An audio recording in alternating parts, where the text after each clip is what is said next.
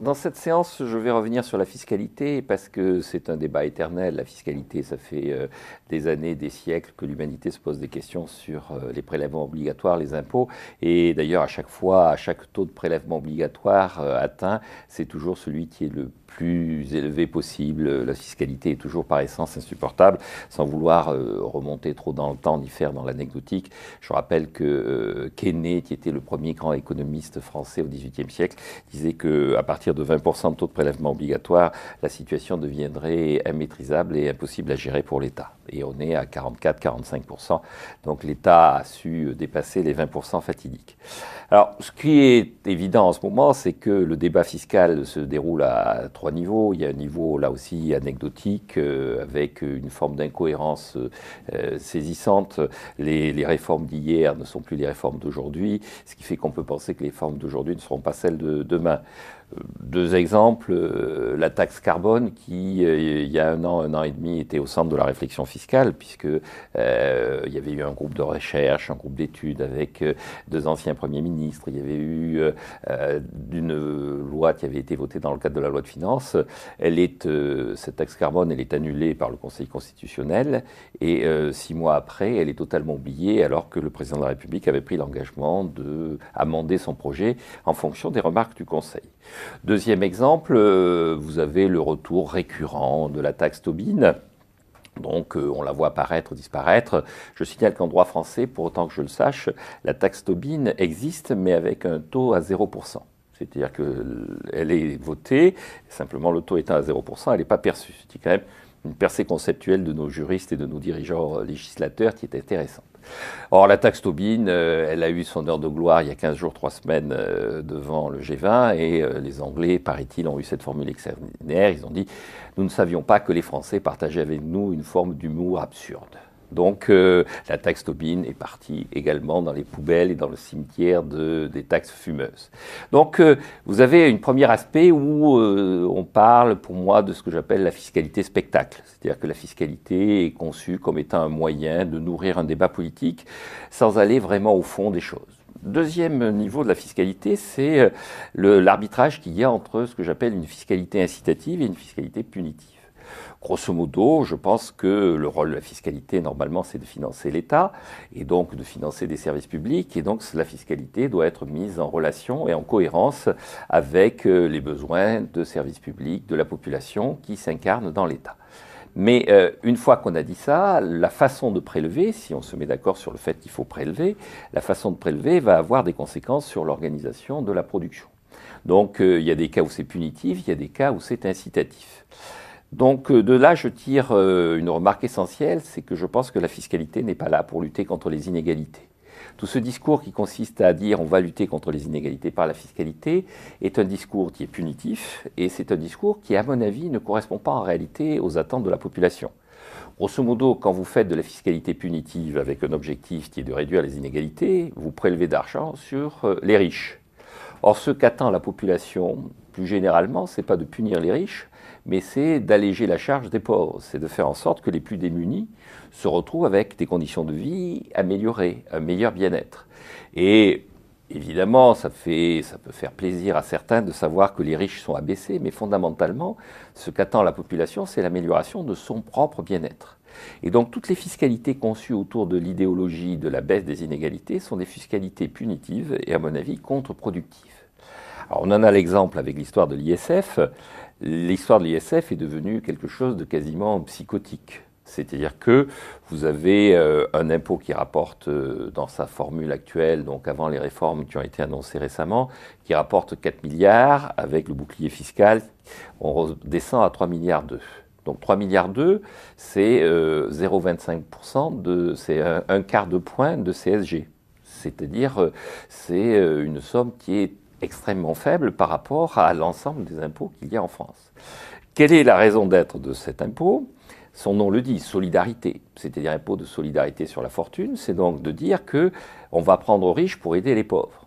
Est-ce que l'enjeu de la réduction de la pauvreté dans ce pays, c'est 3 milliards 2 ? Est-ce qu'avec 3 milliards 2, on arrive à réduire la pauvreté ? Manifestement et clairement, la réponse est non. Donc l'objet de cet impôt, ce n'est pas de réduire la pauvreté, mais c'est de punir les riches. Moyennant quoi, les riches font de cette affaire une affaire quasiment apocalyptique. Là aussi, on peut penser que les classes aisées dans ce pays peuvent payer 3 milliards 200 millions d'euros à la collectivité. Et néanmoins, c'est devenu quelque chose qui est présenté comme étant, certains parlent même de nouvelle édit de Nantes, que tous les gens, tout le coblence fiscal qui s'est installé à Bruxelles est issu d'une persécution contre la catégorie la plus dynamique de la population. Donc cette fiscalité est absurde parce qu'elle se conçoit comme étant punitive. En revanche, il faut une fiscalité incitative. Alors, c'est quoi une fiscalité incitative dans la situation actuelle du pays? Je pense qu'il y a 2 mesures essentielles à prendre. La première mesure à prendre, c'est de constater que dans la situation économique actuelle, nous avons un manque d'épargne. Alors, manque d'épargne, quand on dit ça, les gens sont sidérés, puisqu'on n'arrête pas de leur dire que les Français sont épargnants, que les Français sont très attachés à leur bas de laine et que le taux d'épargne en France est un des plus élevés du monde. Sauf qu'un pays qui a un déficit extérieur, un déficit de balance des paiements courants, est un pays qui manque d'épargne. Donc la première mesure à prendre, c'est de prendre des décisions fiscales qui détournent la consommation vers l'épargne et vers l'investissement. Donc concrètement, la première mesure à prendre, c'est d'augmenter les impôts sur la consommation, la TVA ou la CSG. J'avais déjà eu l'occasion sur ce bureau, sur ce plateau, de revenir d'invoquer ce sujet. Je pense qu'il faut augmenter la TVA ou la CSG. Le problème de l'augmentation de la TVA étant que les mécanismes d'indexation actuels font que toute augmentation de la TVA épargne, évite les revenus des personnes âgées. Et dans un pays qui est un pays où le destin des personnes âgées a été considérablement amélioré, ce n'est pas forcément le meilleur outil. Donc fiscalité incitative, c'est fiscalité qui favorise l'épargne, donc qui pénalise la consommation. Donc premier élément, il faut s'orienter vers des hausses, soit de TVA si on désindexe l'économie, comme le demande d'ailleurs au passage, je le signale, Madame Merkel, les Allemands, les instances européennes dans le cadre de la négociation du pacte de compétitivité et de convergence, soit augmenter la CSG. Deuxième aspect d'une fiscalité incitative, ce serait une fiscalité qui favorise les entreprises et donc qui favorise la création d'entreprises. Alors, il y a eu un pas qui a été fait dans ce sens, qui est un pas qui est positif, mais là aussi, on est allé à mi-parcours. Récemment encore, le président de la République, dans cette émission où il reçoit un panel de Français jugés et supposés représentatifs de l'opinion publique, était en conversation avec une jeune femme qui arrivait de Bretagne et qui vendait des pinceaux. Et elle lui dit on a réduit la taxe professionnelle, on a supprimé la taxe professionnelle. Elle dit pas du tout, on a supprimé la taxe professionnelle, mais on a créé un autre impôt. Et le président de la République a dit, enfin, la taxe professionnelle, on l'a réduite de 5 milliards. Sauf que la taxe professionnelle, c'était 22 milliards. Donc, grosso modo, on a fait baisser les impôts des entreprises de 22 à 17 milliards. Si on veut vraiment aider les entreprises, si on veut vraiment alléger la charge des entreprises, eh bien, il fallait supprimer les 22 milliards. Donc, une fiscalité incitative, c'est une fiscalité qui choisit, par-delà ce que j'ai appelé la fiscalité spectacle, qui choisit de favoriser la création de richesses futures, et la création de richesses futures, elle est dans les entreprises. Donc c'est celle qui allège les charges fixes des entreprises. Donc la taxe professionnelle d'un côté, qui allège l'impôt sur les sociétés. Quand on regarde l'attachement des Irlandais à leur 12,5%, c'est qu'il y a derrière des réserves et des potentiels de croissance. Si les Irlandais s'accrochent à un taux d'impôt sur les sociétés de 12,5%, c'est qu'ils en attendent davantage de croissance et une amélioration de leur situation. Et donc, si les Irlandais d'expérience et de réalité ont pu constater qu'avec un taux d'impôt sur les sociétés bas, ils ont eu de la croissance, pourquoi les Français ne seraient pas dans la même situation? Pourquoi les Français, au lieu de hurler contre les Irlandais, ne font pas la même chose que les Irlandais? Pourquoi les Français, au lieu de s'abattre sur la partie du modèle irlandais qui a marché, n'essaient pas de récupérer la partie du modèle irlandais qui a marché? Donc, la fiscalité incitative, pour moi, c'est celle qui cible les véritables opérateurs. Et les véritables opérateurs, ce n'est pas en ce moment, à mon sens, les gens qui paient l'impôt d'ISF, mais c'est les gens qui sont à la tête des entreprises, et ce sont les entreprises en tant que créateurs de richesses. Alors le troisième niveau, on peut s'interroger dans cet arbitrage entre fiscalité incitative et fiscalité punitive sur la légitimité. Si Keynes disait qu'à 20%, il fallait arrêter d'augmenter et de prélever, C'est parce que les gens à qui on prélève sont des gens qui ne le font pas de façon spontanée. Même si historiquement le mot contribution a été créé pour s'opposer à impôt, pour bien montrer à la population qu'il ne s'agissait pas de subir un pouvoir arbitraire, mais de s'associer à un projet national collectif, de toute façon les gens qui paient sont toujours dans une situation où ils vivent ça comme une punition. Donc il faut légitimer la punition. Il faut donc trouver un élément qui, dans la structure de la fiscalité, dans cette fiscalité donc il faut réorienter vers les ménages et vers la consommation, les fédèrent et leur font comprendre que, par-delà ce caractère qui, encore une fois, resterait dans mon modèle pour les ménages punitifs, il y a un projet collectif global. Alors, là aussi, sans faire de l'histoire, le projet collectif global du 19e siècle, ça avait été la défense, la sécurité. On expliquait aux gens qu'il fallait payer parce que l'État leur garantissait le confort matériel sous la forme de sécurité, de l'État de droit, et sous la forme de la défense contre des agresseurs extérieurs. Grosso modo, l'État prélevait des impôts pour payer des juges et des militaires. Il y avait en France une espèce de modèle un peu agro-militaire où l'école de référence était Saint-Cyr, où la France se préservait contre les menaces extérieures. Alors, l'État du XXe siècle, lui, il a été plutôt social. Il a été providence. On prélevait pour garantir la sécurité non plus physique, mais la sécurité matérielle, la sécurité sociale, c'est-à-dire la sécurité économique des gens. Donc on a construit des États-providence. L'État-providence est d'une part épuisé, il est perclus de dettes, et d'autre part il est soumis à des critiques permanentes et régulières sur sa réelle efficacité en termes de fourniture de bien-être. Un État-providence qui existe depuis 60 ans, 70 ans, et qui est encore en train de courir après la pauvreté, après la misère, après des SDF, est un État-providence qui va être remis en cause et qui ne peut qu'être remis en cause. Donc, la troisième attente qui va suivre, ça va être une attente plus globale probablement, plus générale de la population vis-à-vis des enjeux de l'avenir. Et donc, la fiscalité va se construire autour, à mon avis, de la défense de l'environnement. C'est pour ça que l'abandon de la taxe carbone est une mauvaise opération. La taxe carbone était un mauvais impôt. Il était conçu de façon technocratique, bureaucratique. Le Conseil constitutionnel, d'ailleurs, dans les éléments de critique qu'il avait fait, non seulement critiquer le fait qu'il y avait une forme d'inégalité devant l'impôt, mais il rappelait aussi une jurisprudence qui est en train de s'imposer et que je trouve de très bon sens, qui consiste à dire qu'un impôt doit être compréhensible. Si le contribuable ne sait même pas ce qu'il doit payer, l'impôt est inconstitutionnel. Et ça me paraît de bon sens. C'est-à-dire que si pour échapper à l'impôt, le contribuable doit payer plus que l'impôt auquel il échappe en conseillers fiscaux, avocats, juristes, l'impôt devient absolument absurde. Donc la taxe carbone telle qu'elle avait été conçue, telle qu'elle avait été envisagée, telle qu'elle avait été votée, ne correspondait pas à un impôt acceptable. En revanche, l'idée de faire une fiscalité verte, une fiscalité axée sur les problèmes de développement durable, est la bonne idée.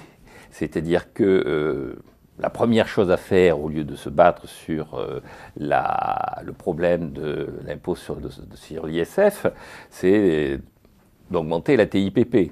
Alors, vous direz, il y a déjà un choc pétrolier, mais qu'est-ce qu'il traduit, ce choc pétrolier ? Il traduit la rareté relative et future du pétrole. Il traduit les difficultés qu'on va avoir effectivement dans l'approvisionnement énergétique.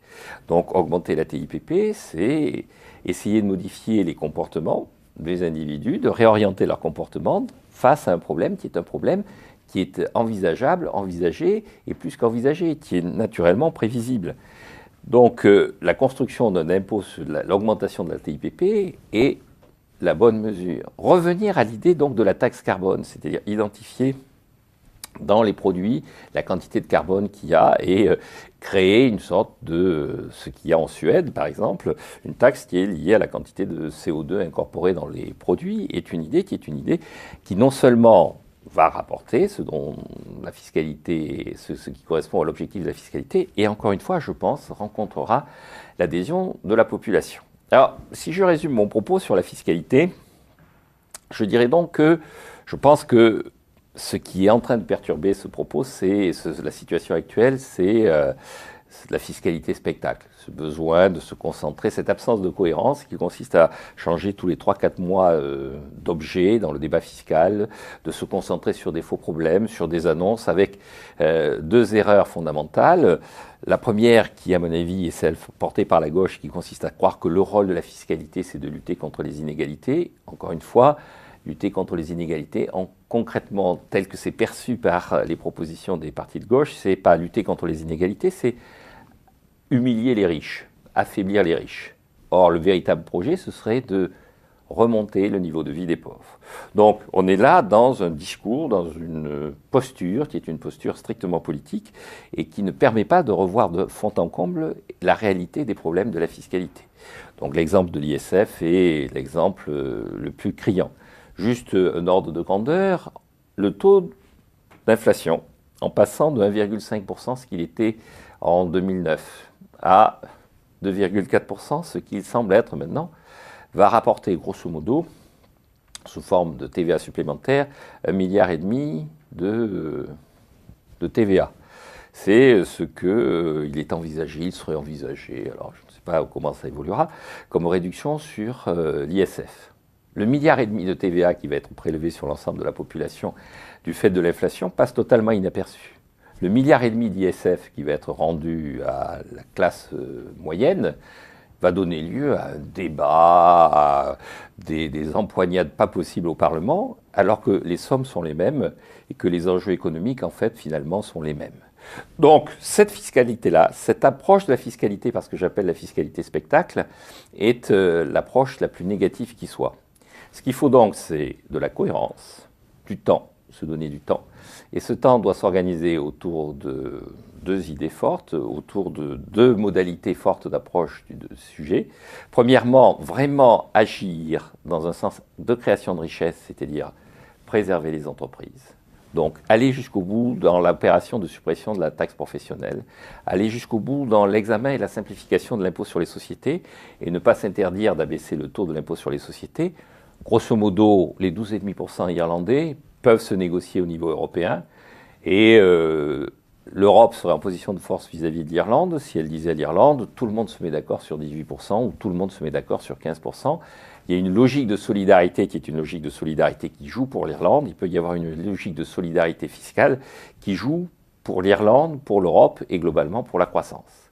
Et donc, dans cette logique de fiscalité incitative cohérente de long terme, le véritable point d'entrée dans la légitimation de cette fiscalité, c'est la légitimation auprès du public par la prise en compte des problèmes de développement durable. C'est-à-dire la fiscalité d'avenir est probablement, à mon sens, désormais plutôt une fiscalité verte, une fiscalité, là aussi, qu'il faut prendre avec une forme de bon sens. Il n'est pas question de revenir à une vision totalement païenne de l'évolution de la nature, mais une fiscalité qui traite les vrais problèmes.